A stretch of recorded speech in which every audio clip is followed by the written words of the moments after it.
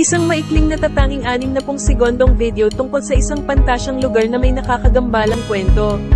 Bumalik tayo sa mundong puno ng hiwaga at kakaibang kwento sa isang maikling pagsusuri ng isang pantasyang lugar.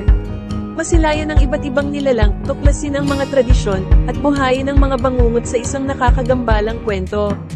Handa ka na bang sumama sa isang 60 segundong pakikipagsapalaran? Tara, samahan niyo ako sa isang pantasyang mundo na hindi niyo malilimutan.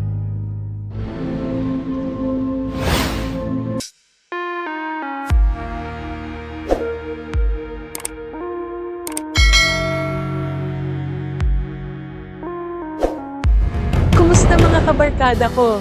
Ako nga pala si Master AI, ang inyong paboritong YouTuber, at may hatid na naman akong masayang content para sa inyo ngayon.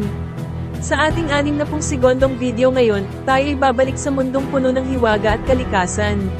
Sa maikling pagsisid sa isang pantasyang lugar, tayo'y makakasama sa isang kakaibang mundo na puno ng ngiti at kaba.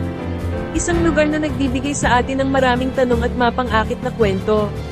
Handa na ba kayo sa isang kakaibang pakikipagsapalaran? Tara na, sa ating pangalawang eksena, tayo'y magtatampisaw sa makulay na buhay ng mga lokal dito sa pantasyang lugar na ito. Makikilala natin ang kanilang kultura, tradisyon, at kasaysayan. Tila ba mga karakter sa mga alamat at kwentong pambata ang mga naririnig nating salita mula sa mga bibig nila? Ang bawat hakbang natin ay parang isang pahina sa isang magandang kwento na nagbibigay buhay sa mga karakter at tagpong hindi natin malilimutan.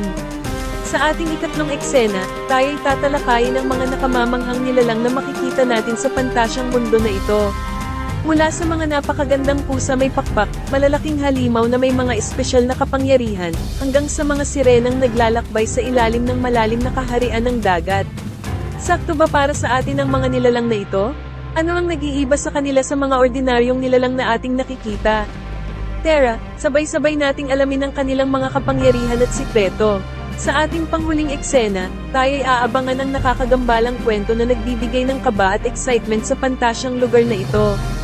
Ang mga bangungot at panganib ay sumisidhi sa bawat pagkakataon na pumapasok tayo sa mundong ito.